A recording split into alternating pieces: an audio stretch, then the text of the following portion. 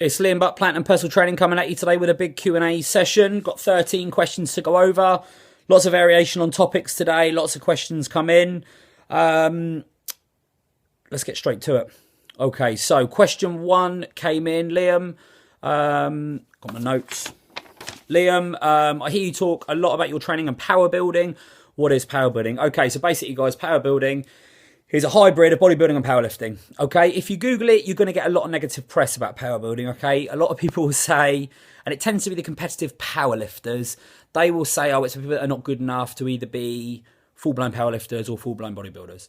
For me, the love of the sports for me is the training. Okay, I like the heavy lifting, but I like going in the gym, getting the pump, supersets, drop sets, blah blah blah as well. Okay, so for me, it really is just a hybrid of powerlifting and bodybuilding. So doing the big three, doing the squat, the bench, the deadlift as integral parts of the program, but similarly not being scared to do concentration curls, single arm, single leg movements, etc., etc.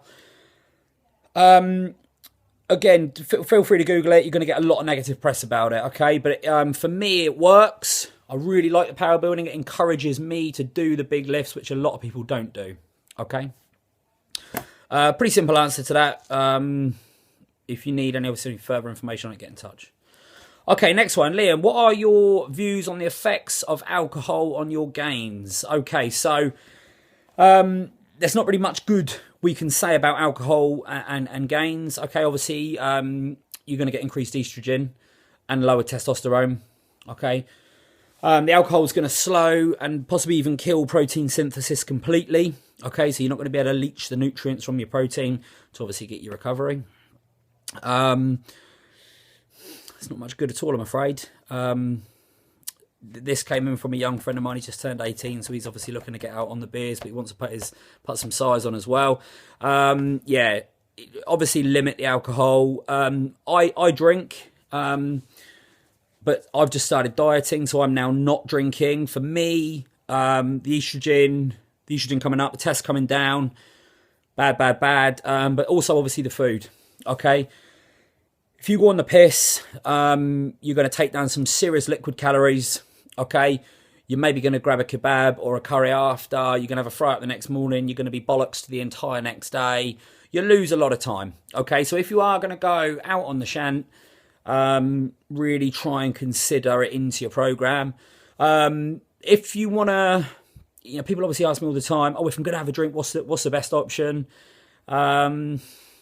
If we're looking for a better option, red wine and clear spirits. Okay, obviously not in the same glass, or if that's what you want to do.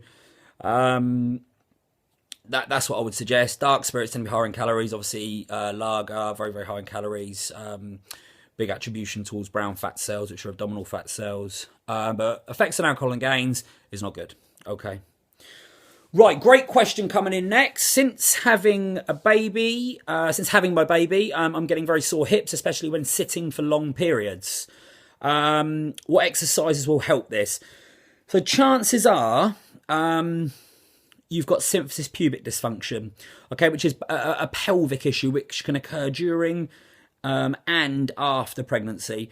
What I would recommend you do, to the young lady that sent me this question, if you go to www.babycentre.co.uk, they got some cracking information, some really good information, what it is, how it's diagnosed, but most importantly, how there's actually an entire section there, how to ease pain caused by this SPD. If you don't think it is that, if the symptoms don't match with what it says on there, get back in touch, and we'll look into it a little bit deeper and see if we can diagnose it. Okay. So, again, that's www.babycentre.co.uk, okay? Liam, what are your views on overtraining? This is question 4. Okay, so 5 symptoms of overtraining. We're going to be getting low energy, constant aches and pains, a massive decrease in your immune system, so it's just decreased immunity, mood changes, and sleep issues, okay? All very, very derogatory to making gains, okay? Now, the longer you've trained for, you should be able to recognise these signs earlier, but if you're anything like me, I recognize these signs and I want to therefore train harder. Okay, so I say, oh, you know, shoulders not feeling good or whatever, or I'm not sleeping good. Try and be smart. Try and listen to your body. I know it's that old adage, listen to your body, but it is really, really, really important. Okay, you will not make gains if you're in a state of overtraining.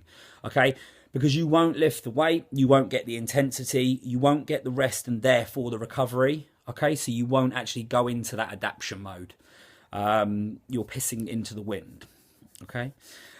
So again, low energy, aches and pains, decreased immunity, mood changes, sleep issues. What can we do to avoid this? Obviously a good periodized training program, good diet. But what do we do if we feel this coming on? Take a couple of days off. Okay. Stick to your diet. Okay. There's no reason the diet should change. Okay. If you're struggling here with your mental focus, maybe go out, have a meal out, take some time out of the gym. 48 hours, reassess, you might be good as gold. Okay, it might take 72 hours, might take 24 hours. But similarly, for me, a lot of people say, oh, you know, I'm not feeling the love, I'm just going to go and do some cardio. I probably wouldn't bother doing that because you're still going to be adding to those symptoms. Okay, for me, it's time out altogether. Okay.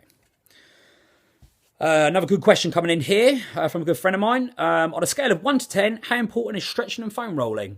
Very, very important, actually. Very, very important. For those of you who don't know, this is a foam roller. It's a grid foam roller. Okay. Scale of 1 to 10. Difficult to scale it because it will be different for different individuals. Okay. But it's very, very, very important. Okay. For increase and maintenance of flexibility, which will allow you better movement patterns, healthier muscles, better blood flow, which will obviously be good for nutrient transport, which is really, really, really important. Okay, if you want to get your creatine, your proteins, etc., to your muscles, if you've got better blood flow, it's going to get there quicker, more efficiently. Okay. How does the foam roller work? It works by a method of deep compression, which breaks down the adhesions between your layers of muscles, okay, and then gives you nice, smooth muscles, okay.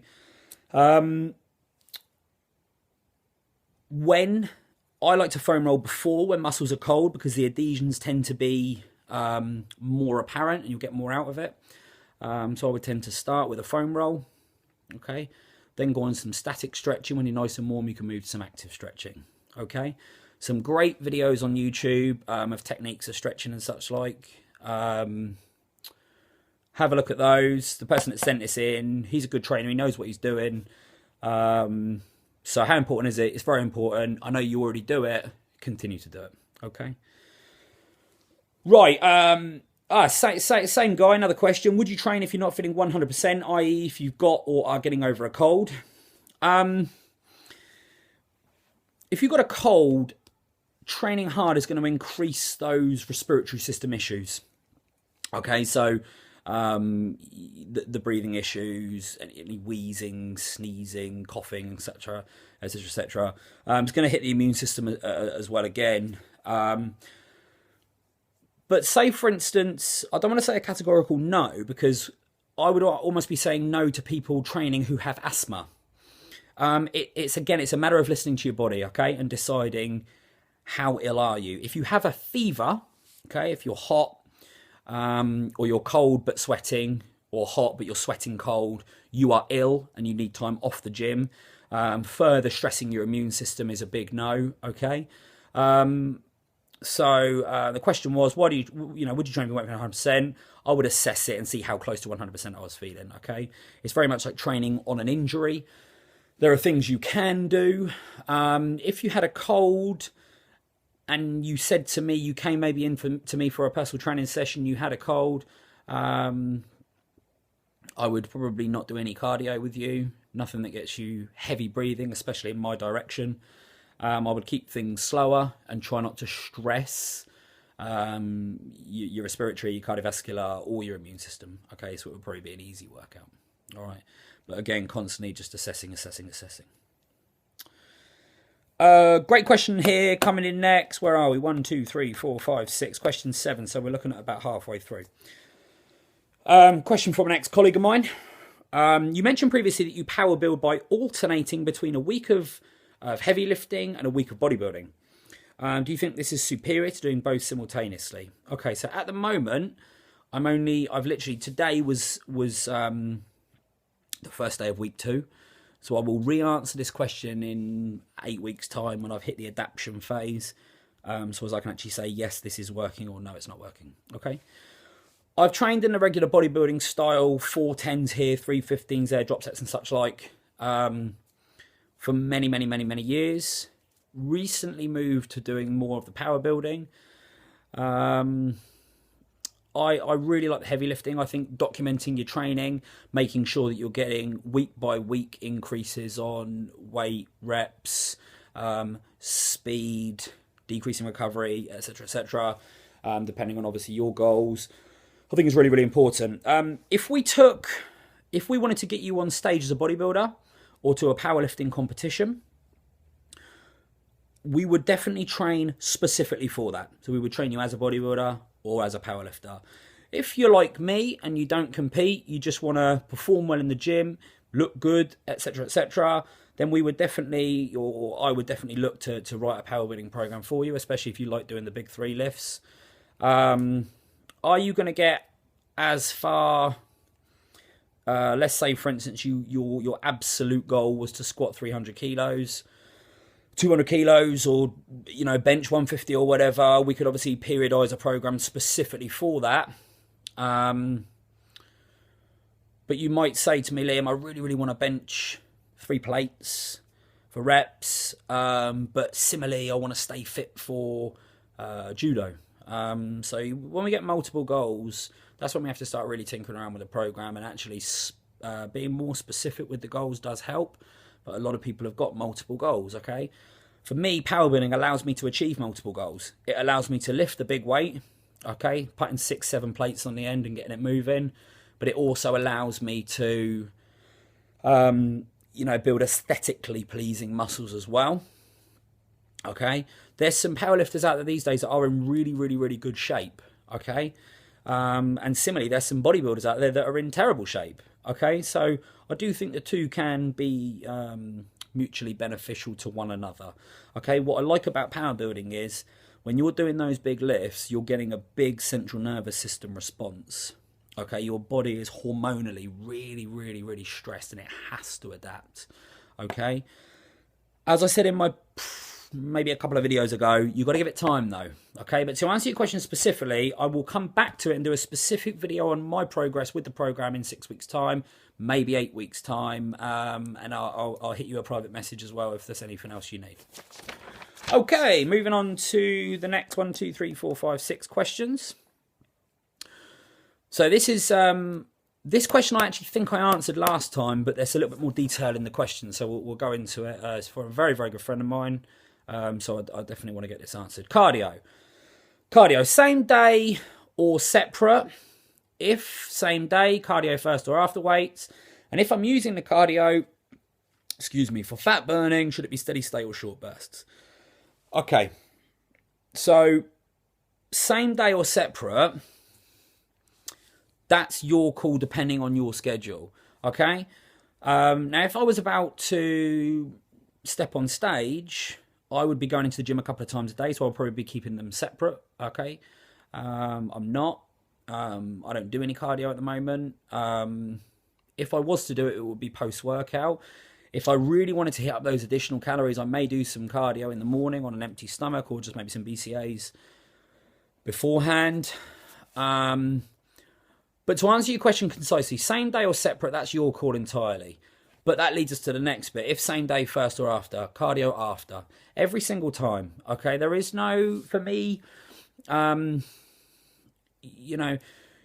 if you're hitting your cardio after, you're leaving yourself, the majority of your energy is there for your weight training, okay? It's favourable from a hormonal perspective and from a blood pH perspective, okay? When you're getting that lactic acid burn, you don't want to hit a lactic acid burn and put yourself into an acidic state with cardio and then try and get maximum contractions on sets of biceps and triceps, sets of legs, whatever. So it's definitely after, no question. And should it be steady state or short burst? I definitely favour both. I think steady state is great for hitting up that like 65% maximum heart rate. You're not burning many calories, but you're specifically tapping that body fat. But I similarly do think that doing we call that LISS, low intensity steady state, but it takes time. Okay, some days I haven't got 40 minutes to invest in cardio. Whereas with HIIT training, high intensity interval training, HIIT, you can get the job done in 10 minutes. Okay, I would say do a bit of both. Maybe consider 10 to 20 minutes of LISS and add 5 to 10 minutes of HIIT on the end, or alternate them. Okay, what I would do is I would set yourself something specific. So say, for instance, you're going to train 4 days a week, you're going to do your cardio post-workout. Every other and every other time you're going to do something slightly different. Set it out and see where you land in 8 weeks' time. Allow yourself to reach that adaptation phase. Don't pie it off after 2 weeks and you go, it's not working. You haven't reached a stage where it will be actually able to work because you haven't given it time. So maybe think about 20 to 30 minutes on the cross trainer one day, nice and easy, 65% maximum heart rate. Next day, coming in, warming up and do wing gates on the bike or maximum sprints on the Stairmaster or dead mill running. You got loads of options. Okay. If I had to pick one, HIIT every time because it gets it done quicker. Okay. No one wants to be on that treadmill cross trainer for 40 minutes or 60 minutes or whatever it might need to be. Similarly, it's obviously going to be very, very dependent. I know, say, for instance, Dexter Jackson, I don't think he does any cardio. He's whereas like a Ronnie Coleman, I think he does 2 hours a day, hour in the morning, hour in the evening. I think Jay Cutler, he does a lot of cardio. It's dependent on your body composition, how you utilize insulin, how you utilize carbs, genetics. That's a lot. But your 3 questions, same day or separate, that's your call depending on your schedule. Both can be beneficial. It's got to be after, and use both LISS and HIIT. I hope that's helpful. To you, Andy. Okay, it's about question 8 or 9. If you're weight training to kickstart the afterburn on your metabolism, is it still worth doing HIIT cardio after? It's a great question. So we're kind of talking here about the metabolic effect of resistance training. Okay, remember, muscle is metabolic tissue. It's hungry tissue. More muscle we gain, the higher your base metabolic rate goes. That's the amount of calories you burn on a day-to-day basis, okay, while at rest. So let's say, for instance, your BMR is 2,000 calories. That means if you sat down all day and did nothing, you would burn 2,000 calories on just your bodily processes, okay? So you can eat 2,000 calories and your weight would stay stable, okay? With your weight training, we can actually increase that number. Now, that means one of 2 things, okay? You can either diet easier because you can produce a bigger deficit, or you can eat more and stay the same, okay? So it's dependent on what you want, but everyone wants a faster metabolism, okay? Simple as that. Unless you're a rake and you can't put muscle on, you therefore sort of want a slower metabolism, but that's very, very rare, okay? So is it still worth doing the HIIT cardio after? Yeah, definitely do it. But put your big effort into your weight training. It kind of leads nicely on from Andy's question. It's definitely not going to have a derogatory effect on that afterburn, which is kind of probably going to be, you know, if you do a really metabolic weight training session, especially doing the big lifts, and especially lifting heavy, in 48 hours, you're going to be in an increased, in a position where you're burning additional calories. You're in a metabolic state. So yeah, good question. Good question. Okay, so 2 questions in from a good friend of mine. Is it beneficial to go below parallel on squat? For me, yes. There's lots and lots and lots of factors around this though. If you can't get below parallel, okay, you got some probably mechanical issues within your possibly hips, knees, ankles, lower back, upper back, neck, shoulders. Remember, don't go into the gym day one and just think you're going to be able to squat beautifully down to under 90 degrees, even with a plate aside. Okay, we have to have good control of glutes. Okay, we have to have good control of your pelvis and the anterior and the posterior tilt of your pelvis. Okay, Flexibility is a massive, massive issue. If your muscles don't have sufficient elasticity to allow you to achieve the correct positions, squat is definitely something you will be no good at. Okay. So the question was, is it beneficial to go below parallel? Yes, I think it is. Okay. There's nothing worse than seeing someone squatting partials. Okay. And just, it's terrible to watch. They're not doing themselves any benefits at all. Okay, what we want to be seeing is you controlling a squat down to below a parallel position with the chest nice and tall and driving up through glutes, hamstrings and quads. Okay. Hitting the squat bar and just doing the classic 5-second stretch on each quad is not sufficient though. We need the sufficient amount of flexion at the ankle, the correct amount of flexion and extension at the knee. We need to be able to get the pelvis in the right position and such like. So yeah, it is definitely beneficial because we're going to work a lot more muscles going below parallel, stabilizing muscles, prime movers, energizers, lots and lots of different types of muscles as well. But if you can't get down there, don't force yourself down there. Take a step away and start to think, okay, do I have sufficient control in my glutes, sufficient stability, balance? Am I wearing the right footwear? If you have any major postural defects, protracted shoulders, maybe additional tilt on the head, all these things are gonna be an issue. So it may be a matter of actually we've got to take a look at your whole entire body to allow you to become a good squatter. For me, my key factor with squatting is I think the stronger your rhomboids are, the better the squatter you are. Because for me, when I squat down nice and low, my main focus when I get to the bottom is looking forward and just driving my rhomboids up. So I'm pushing my chest up. Everything else will follow. Okay, everything else will follow. I'm not pushing down into the floor. I'm not pushing my knees forward or my bum back. I'm just sinking, keeping my chest up and then driving my rhomboids up. Okay, rhomboids are your stabilizing muscles in the top of the back. Okay, they're responsible for keeping the shoulders back and keeping that chest nice and proud.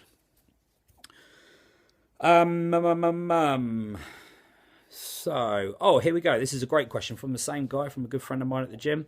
How's best to increase or improve deadlift? I'd like to think this is something I know a fair bit about. Deadlift's a good movement for me. I really enjoy deadlifting. Definitely a periodized program. Okay, don't think that you're going to be able to just deadlift, 190 next week and 195 the following week, and then 200 and such like, without actually having a program structured to allow you to do that. Okay, so my kind of top tips really for or should I say the things that have helped me the most. I really do think that hamstring strength is important in deadlifting. In my last 10-day rotation, there was 2 specific hamstring workouts in there where I did heavy stiff leg deadlifts, single leg dead stop, dumbbell stiff leg deadlifts, lying leg curls, standing leg curls, and also some glute ham raises. I absolutely guarantee deadlifting is a lot of hamstrings. Okay, good control of the shoulders, good flexibility. So again, that takes us back. Yes. Get on your foam roller. Just coming back to that, actually, there was something I did miss on that question. This will never be as good as a sports massage. Never, ever, ever, ever, okay? Thumbs, elbows and such like will always get deeper than one of these. Okay, if you want details of a good sports masseuse or masseur, get in touch. I've got a couple of guys that I use regularly and I refer a lot of work to who work on me. Ping me a message and I'll send you their details. You can get in touch with them and get some sessions booked in. So yeah, periodize the program, focus on specifying strength work on the specific muscles that you're going to need to deadlift, to be good at deadlift. So, hamstrings are really, really important. Obviously quads, glutes, hip function needs to be there. Okay. Little things like the correct footwear is really, really important, but I'm pretty sure you deadlift without shoes on. I've seen you deadlift a few times and you deadlift's good actually, Jack. I've seen you deadlift quite a few times, mate, but you've got a lot more in the tank. Same as that squat. Focus on just driving your chest up. Everything else will follow. But there's lots and lots we can do. For me personally, I got to 300 kilos in this rotation and I couldn't get any further. I didn't actually ever try to get any further. I was quite happy there. I'm now doing deficit and snatch grip deadlifting. So I've changed to a couple of additional techniques. Okay, for me, it's overhand, underhand grip standard. Whereas with snatch grip, you're looking at a wide grip with closer feet. And I'm now doing deficit deadlifting with a double overhand grip. So that's where I'm actually standing higher. So the bar is actually lower. So I've pretty much got my hands on my feet. So I've got to deadlift further. If you imagine if you were deadlifting with a bar with very small plates on, okay, then someone at the front door. Then that could be helpful as well. But we'll catch up in the gym, Jack, and we'll have a little chat if this isn't beneficial or doesn't answer your question, mate. Okay. Now, this is a great question. Came in again from a good friend of mine, one of the chats from the gym. What's your advice on creatine during a cutting phase? Great question. Lots and lots of varying opinions. I'm going to keep this fairly concise. I keep creatine in year round, doesn't matter what I'm doing. It is one of the best supplements on the market. For strength, legal supplements is probably about as good as you're going to get with creatine. Okay? So keep it in. If you are finding you're getting increased water retention, it might not even be from creatine, but consider maybe coming off the monohydrate and moving on to maybe Ethylester or MCC, which are two different types of creatine. They're digested and absorbed slightly differently. Water retention is an absorption issue. So maybe consider trying a different type of creatine, not a different brand, but a different type. Getting to, if you were about to step on stage, I don't prep bodybuilders for stage. Okay, I would refer you to a friend of mine. And he may take a look at you and he may cut it, he may keep it, he may increase it or decrease it. Okay, but I know you're not prepping for stage, so keep it in, definitely keep it in. But maybe consider changing from monohydrate to Ethylester or MCC. Your question came in two parts. Should I drop more carbs than fats from my diet or the other way around? I will refer you back to my previous video. No, not my previous video, actually, because my previous video is my dog eating some headphones. Go to my previous video, to that, which is the insulin sensitivity diet video, which will answer all your questions pertaining to carbs, fats, proteins, and getting leaner. Okay. That brings us on to our last question. Do you really need rest days, or are you just not training hard enough or sleeping enough? You need rest days. I don't know anyone, one single person that could perform to maximum 7 days a week. It's just not possible. Every single person is different. We all know that. We know training's a big grey area. We know you could watch my video and then watch someone else's who's got the same qualifications, who's done the same amount of time in this business and blah, blah, blah, and they'll have completely conflicting opinions to mine. That's fine because it might work for them. For me, I've trained 5 days this week. I might probably only manage 3 or 4 next week. Sleep's a big issue, supplementation, getting your diet right, what type of training you're doing. But just to answer your question, you need rest days. Do not go in the gym 7 days a week, okay? I've had it a lot of time. When I used to be just a gym instructor, I used to induct people into the gym, used to churn them out, do plenty of those. People that come in, keen as mustard. Yeah, I'm going to do 7 days. I'll tell you, you're not going to do 7 days, okay? Because you will do 7 days for 2 weeks, and then you will never come again, okay? I would say for most people, 4 to 5 days is enough training, okay? For most people, 4 to 5 days is enough training. There's people will often not be doing enough or be doing too much. But to answer your question, yes, you definitely need rest days. Another interesting point, just around rest days and how to periodise your training and such like. I always plan my training not from a perspective of Monday is chest, etc., etc., etc. I always plan my training so as it's different things on different days. So this Monday just gone, I think it was Tuesday. It was chest and shoulders. I started on the Tuesday. No, I did start on the Monday. It was bank holiday. I trained. It was the chest and shoulders. It was quads on the Tuesday. Wednesday was off. I trained Thursday, Friday. I took Saturday off. I trained Sunday. Now, I wasn't intending on training today. That's tomorrow's workout. But the good thing about that is it moves everything now. Okay, so what I did last Monday, I've done on Sunday. Okay, so tomorrow it'd be something different altogether. So I'm not always training the same body parts on the same days. Okay, you'll find yourself migrating. You see people coming in straight on the bench on this day, and you can always, you can almost know where they're going to be at different times during the week. I like to make sure things are going to be different week by week with regard to my days I train. But yeah, that's it. Right, guys, we've gone through 3, 6, 7, 8, 9, 10, 11, 12, 13 questions today. It's taken us half an hour. Really hope this has been beneficial. Again, this is probably about the 4th or 5th video we've done. Thanks for the positive feedback. There's been plenty. And keep training hard, and we'll do another video next weekend. Okay, guys, train hard, and that's a wrap.